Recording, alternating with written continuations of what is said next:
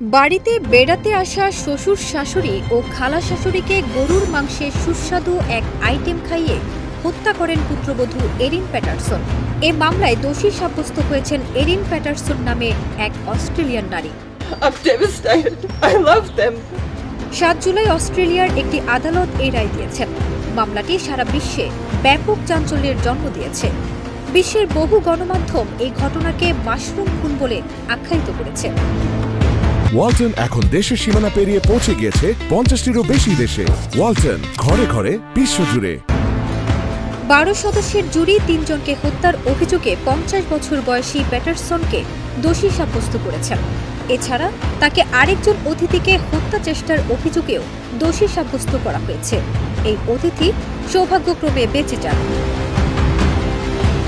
2023 সালের 29 জুলাই নিজের গ্রামের বাড়িতে পারিবারিকভাবে দুপুরের খাবারের আয়োজন করেন প্যাটারসন। অতিথি ছিলেন তার স্বামীর বাবা মা ডন ও গেইল প্যাটারসন, স্বামীর খালা হিদার এবং খালু ইয়ান। এই ইয়ান আবার স্থানীয় ব্যাপটিস্ট গির্জার পাদ্রী ছিলেন। প্যাটারসন আমন্ত্রণ জানিয়েছিলেন তার স্বামী সাইমনকেও, কিন্তু তিনি আসেননি, কারণ প্যাটারসনের সঙ্গে বিবাদ চলার কারণে দাওয়াতে আসতে অস্বস্তি বোধ করছিলেন।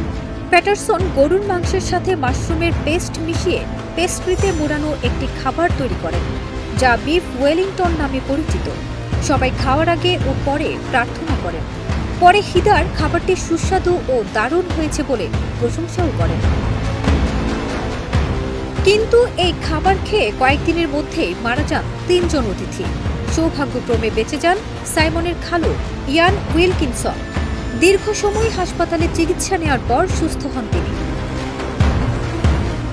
মামলা চলাকালীন প্যাটারসন আদালতের কাছে দাবি করেছিলেন তিনি ক্যান্সারে আক্রান্ত এবং সন্তানদের বিষয়ে পরামর্শ চান। এ কথা বলে তিনি স্বামীর পক্ষের আত্মীয়দের ডেকে এনেছিলেন, কিন্তু তদন্তে দেখা যায় তিনি মোটেই ক্যান্সারে আক্রান্ত নন।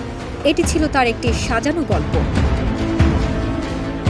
প্যাটারসনের বাড়িতে ফুড ডিহাইড্রেটর ময়লার স্তূপ থেকে উদ্ধার করা হয়েছিল। পরীক্ষা করে তাতে বিষাক্ত মাশরুমের নমুনা পাওয়া গেছে। মনে হচ্ছে তিনি নিজেই যন্ত্রটি ময়লার স্তূপে ফেলে দিয়েছিলেন। ফারজানা নিকিতা, দেশ রূপান্তর।